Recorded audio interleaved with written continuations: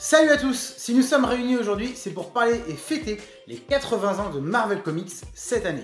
Et je commence à peine cette vidéo que je vous raconte déjà des bêtises, car la maison d'édition de comic book a porté plusieurs noms.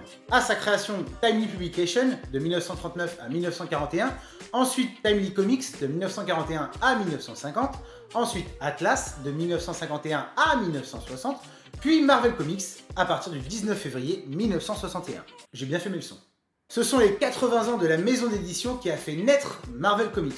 Voilà, je trouve que ça sonne plus juste. Si l'univers Marvel naît officiellement en novembre 1961 avec la sortie du premier épisode de Fantastic Four, de nombreux héros appelés à devenir plus tard les vedettes de leur propre série font leur apparition dès la fin des années 30 sous le label Timely Publication.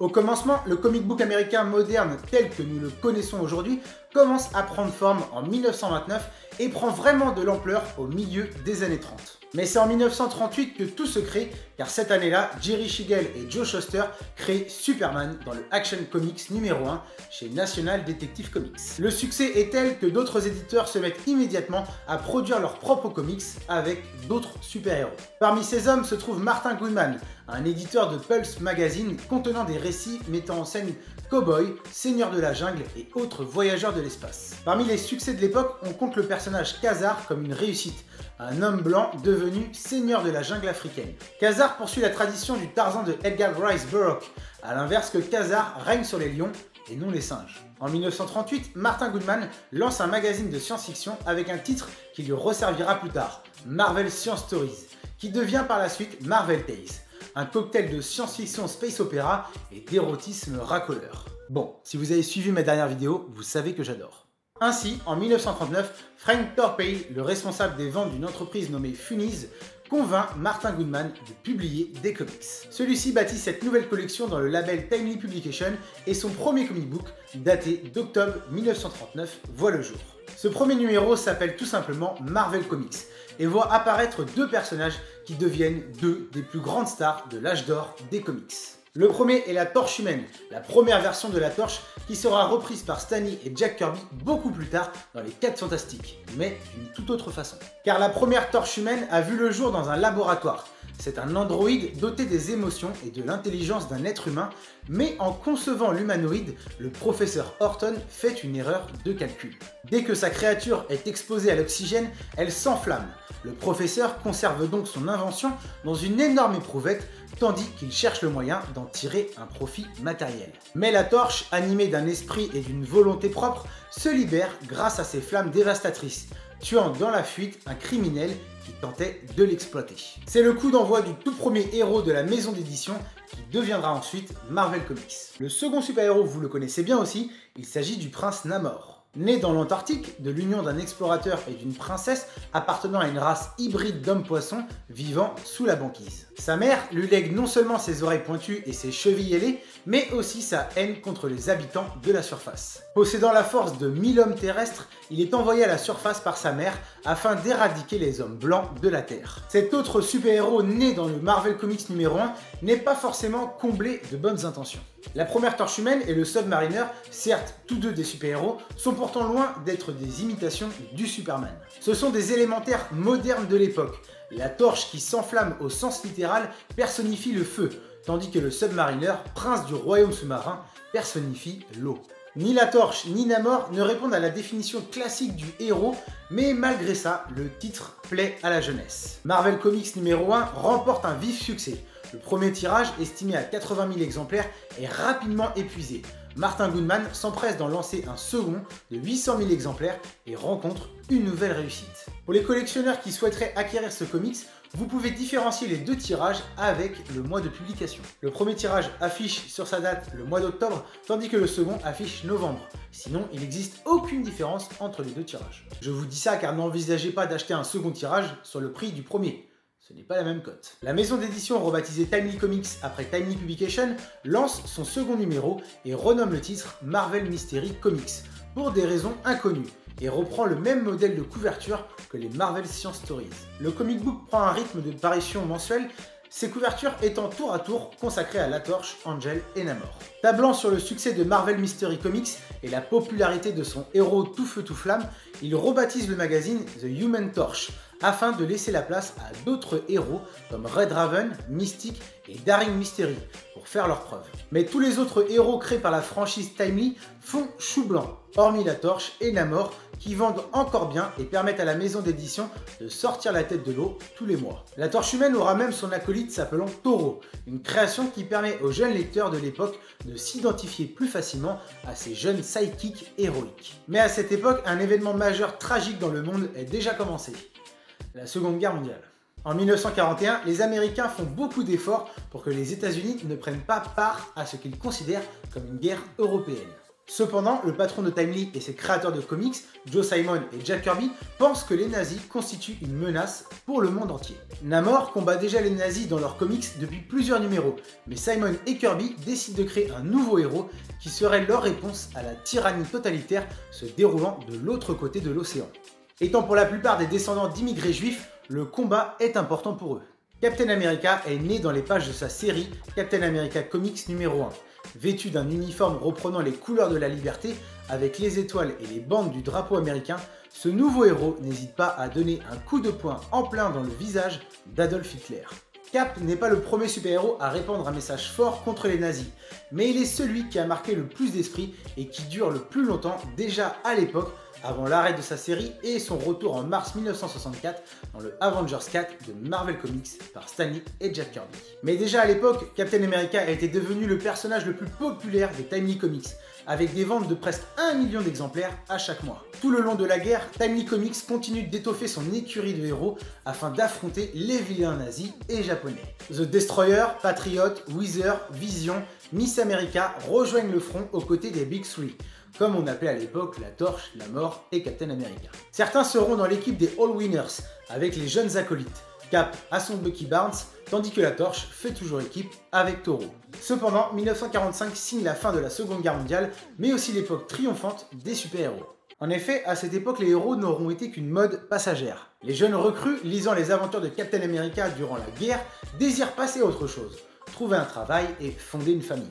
Les comic books étant destinés à l'origine aux enfants, il faut laisser ce loisir derrière soi lorsqu'on atteint l'âge adulte, et les nouvelles générations n'accrochaient pas au truc. Peut-être aussi parce que pendant la guerre, les héros masqués avaient en face d'eux les méchants les plus horribles du monde, les nazis et les japonais, qui avaient attaqué la base de Pearl Harbor en plus. Nous n'avions pas toute la panoplie des super méchants comme maintenant. Une fois la paix revenue aux États-Unis, les héros des comics ne combattaient plus que de simples gangsters du quartier, moins intéressants et impliquants. Et dernier point, à cette époque, le lectorat était toujours en quête de nouveautés.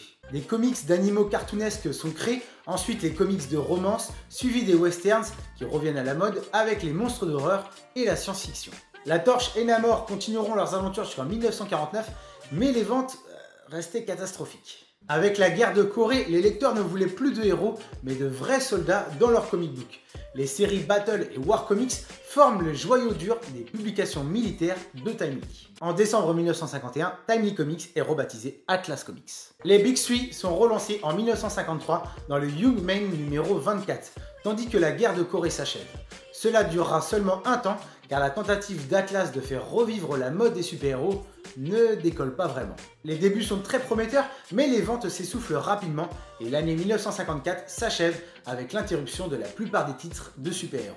Le temps des super-héros chez la maison d'édition qui deviendra Marvel Comics est révolu pour de bon durant l'âge d'or. Il faudra attendre l'arrivée des 4 Fantastiques de Stan Lee et Jack Kirby afin que tout cela reprenne de plus belle. Voilà, vous avez une bonne vision globale de l'âge d'or des super-héros de la Maison des Idées sur 20 ans de publication. J'espère faire la suite prochainement, mais c'est vrai que j'adore cette période plus que tout et que rares sont les personnes à en parler sur YouTube.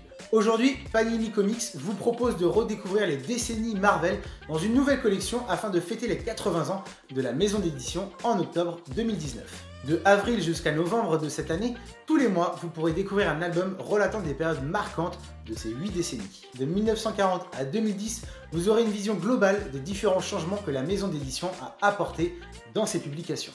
On commence ce mois-ci, avril 2019, pour ceux qui regarderont la vidéo plus tard, avec La Torche humaine contre le Prince des Mers pour les années 40. Comme expliqué précédemment dans cette vidéo, ces deux protagonistes des super-héros de la maison ont énormément contribué à la réussite Timely durant l'âge d'or. Il était normal de leur rendre hommage dans un album entièrement consacré à leur bataille pour cette décennie. Cet album contient les épisodes Marvel Mystery Comics de 7 à 10, puis Human Torch Comics numéro 5, 8 et 10. La compilation de ces épisodes n'est pas prise au hasard car ils réunissent tous les affrontements entre la Torche et le Prince des Mers. Vous pourrez voir la personnification du feu contre l'eau dans des planches absolument magnifiques des années 40, dessinées notamment d'une main de maître par Bill Everett, la première personne à avoir travaillé les super-héros de l'univers Marvel. On n'a que très rarement des histoires de l'âge d'or qui sont republiées, alors je suis très heureux de pouvoir en lire quelques-unes en plus de ce que j'ai déjà dans la bibliothèque. Pour moi personnellement, c'est un immanquable à posséder, et je trouve cette collection des décennies Marvel vraiment belle.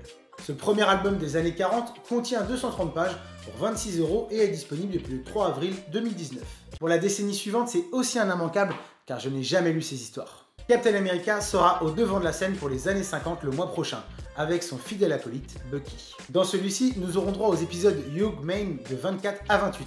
Alors ça, j'ai trop hâte, je suis comme un gosse. Aussi, Captain America 1954 de 76 à 78, Maine's Adventure 27 et 28, Captain America, Caesar of War, America First. Voilà qui promet un bel album. Les années 60, qui sortira en juin, signera l'arrivée des super-héros de Stan Lee, Jack Kirby et Steve Ditko, entre autres d'autres créations. Les années 70 pour le mois de juillet seront marquées par les récits d'horreur avec les monstres Marvel. Une grande époque des années 70, c'est vrai. Hâte de voir ça aussi. Les années 80, prévues en août, ont été l'évolution des personnages Marvel. Des nouveaux artistes sont embauchés dans la maison et souhaitent faire du nouveau. Une période un peu what the fuck pour nous maintenant, mais à l'époque c'était cool. Bon, en vrai je trouve ça toujours cool. Les années 90 en septembre sont consacrées aux mutants avec l'arrivée de tous les nouveaux mutants, Deadpool, Cable et aussi le récit sur Excalibur. Une période marquante pour les mutants, c'est vrai. Attendez-vous à avoir de la coupe mulet comme jamais. Pour le mois d'octobre, les années 2000 mettra au devant de la scène l'univers Ultimate, les origines de Wolverine et Captain America, mais aussi un peu de Civil War, les conséquences de cet event et l'histoire de Spidey avec Barack Obama. Tellement de bonnes sorties dans les années 2000 que c'est dur de tout compresser, mais ce choix de titre est ma foi plutôt bien trouvé. Et enfin, les années 2010 au mois de novembre, nous proposerons une large sélection de personnages à travers différentes histoires du Marvel Now. Miles Morales, Captain Marvel, Iron Man, les Gardiens de la Galaxie, Spider-Man alternatif, Miss Marvel, Mighty Thor, Black Panther, Squirrel Girl et enfin Thanos. De quoi bien vous occuper. Sincèrement, je suis très content de ces publications pour les 80 ans et très content de ces éditions Panini Comics de qualité. Même si les deux dernières décennies sont plus récentes et déjà éditées dans d'autres formats, le reste de la collection est extrêmement intéressante et enrichissante. Et beaucoup d'histoires sont éditées pour la première fois en France. Rien que pour cela, je suis sûr de prendre toute la collection. Mais ce que je préfère dans cette collection sont les années 40, 50, 70 et 80 qui promettent beaucoup d'inédits. Et vous, dites-moi dans les commentaires si vous êtes intéressé par cette collection et si vous comptez la prendre et pourquoi. Ça m'intéresse d'avoir votre avis sur le sujet. On peut également en discuter sur les réseaux sociaux, Facebook, Twitter, Instagram. Je compte une fois de plus sur vous pour me soutenir sur YouTube et partager cet épisode sur l'âge d'or des publications Marvel. Encore une fois, c'est une période que j'admire énormément et j'espère vous avoir partagé cette passion avec un grand intérêt. Et on se dit à très bientôt pour une nouvelle vidéo. Salut les Marveliens!